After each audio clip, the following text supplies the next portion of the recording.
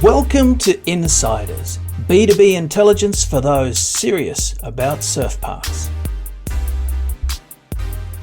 What's happening at ADG at the moment, you've just launched a new deep water standing wave called epicsurf.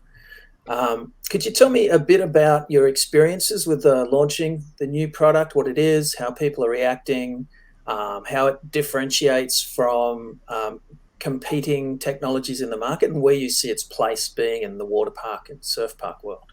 Well, I think we're going to have to come up with a new term called wobbly legs.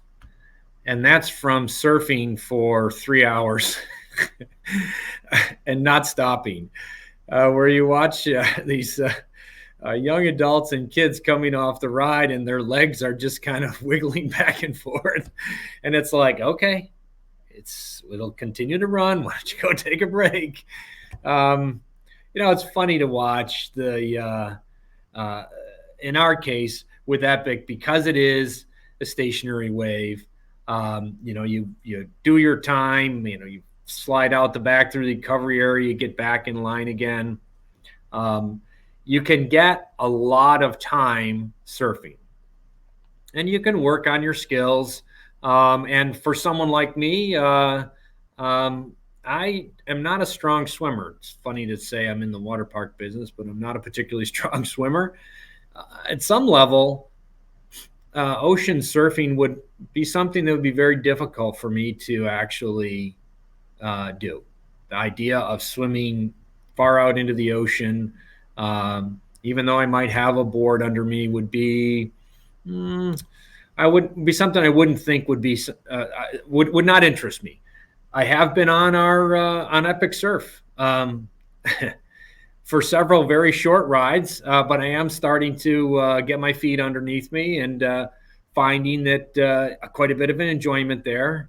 Coming over the wave and getting out into the surf behind it and kind of popping up and, jumping back into line.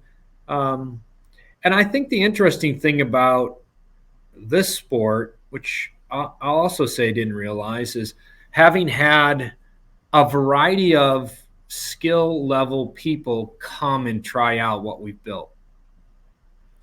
Old and young, 10 to 60. Different body frames, the different skill levels, different heights. And you watch all these people sort of in line, and it's this sort of up and down line of folks holding onto their boards and talking to each other. And I remember I was standing in line, and this 14-year-old kind of looks up and he says, "I think you're going to get it.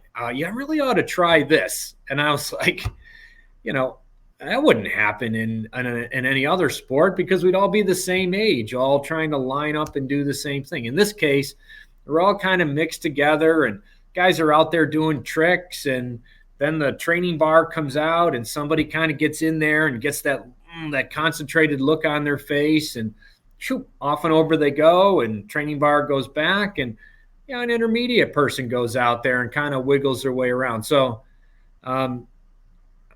I think that when we went into this, we were more thinking, hey, we're creating a wave. We like to make waves. I've made waves all my life, and even today I get, I'll stop and watch waves just about any place I go. But we were going to make this wave. And when we got done making the wave and started seeing people using it, we're like, wow, this is different. This isn't what we expected. This intimacy of being up close while someone is in there surfing, talking to them. It has, I think it really has unlocked a whole new experience. It really has.